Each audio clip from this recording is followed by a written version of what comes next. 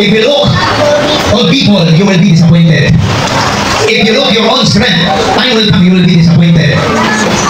Kahit ikaw yung pinakamayaman, kahit ikaw yung maraming hari-harian, time will come.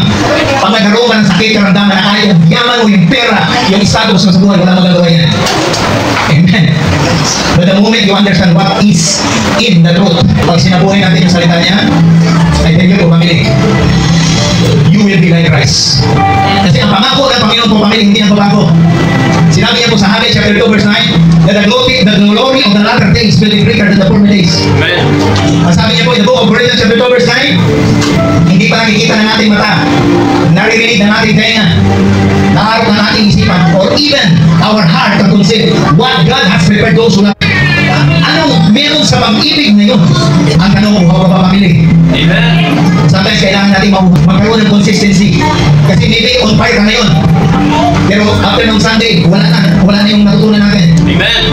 That's why, always, the prophet of God reminded us, always he reminded me, be faithful to the word of God. Pag sinabi sa Matthew chapter 5, blessed are those who are persecuted, mapalad ang naapi, mapalad ang nauuhaw.